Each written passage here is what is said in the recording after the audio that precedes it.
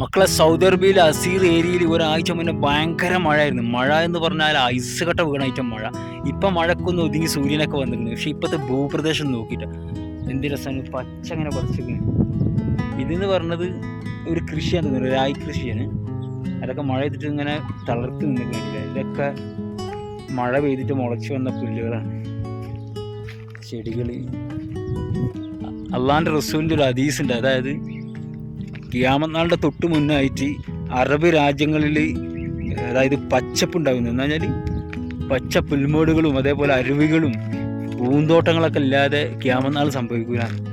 ഏകദേശമൊക്കെ ഖിയാമത്ത് നാളിൻ്റെ അടയാളങ്ങളാണ് ഇതൊക്കെ. അരുവികൾ ഉണ്ടാകുക എന്ന് പറഞ്ഞാൽ ഒരാഴ്ച മുന്നേ നമ്മൾ കണ്ടതാണ്. വെള്ളപ്പൊക്കം കയറിയിട്ട് റൂമൊക്കെ വെള്ളം എടുത്തത്. ഇതൊക്കെ കൃഷിത്തോട്ടങ്ങൾ, അതൊക്കെ കൃഷി നടത്താറുണ്ട്. ഇതൊക്കെ ഇങ്ങനെ ഉഴുത് മറിച്ചിട്ടതാണ്. പിന്നെ മുകൾ ഭാഗത്ത് ഇതാ ഇവിടെയൊക്കെ ഇനി ഓരോരോ കൃഷി നടത്തുന്നത്. മെയിനായിട്ട് നടത്തുന്ന കൃഷി എന്താണെന്ന് വെച്ചാൽ രായി, ഗോതമ്പ്, ആ ഐറ്റംസൊക്കെ ആയിരിക്കും കേട്ടോ. ഇവിടെ നോക്കി പച്ച പുൽമേടായി കിടക്കണ്ടില്ലേ,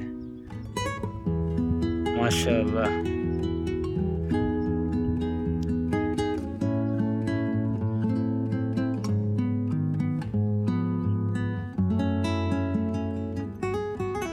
നല്ല ഭംഗിയുണ്ട് കാണാൻ. സൗദി അറേബ്യൻ്റെ ഒരു ഇപ്പോഴത്തെ അവസ്ഥയാണ് ഇതൊക്കെ, മാഷാ അല്ലാഹ്. പിന്നെ ആ കാണുന്നത് എൻ്റെ വീടാണ്. ഇവിടുന്ന് ലാസ്റ്റ് രണ്ടാമത്തെ വീട് നമ്മളെ വീടാണ്. മാഷാ അല്ലാഹ്, അടിപൊളിയാണ്. അപ്പോൾ എല്ലാവരും നിങ്ങളുടെ അഭിപ്രായം അറിയിക്കും. പിന്നെ നിങ്ങളൊക്കെ ജോലി ചെയ്യണ അറബ് കൺട്രിയിൽ എങ്ങനെയാണെന്നുള്ളതെന്ന് അറിയിക്കട്ടോ. ഓക്കെ, അസ്സലാമു അലൈക്കും.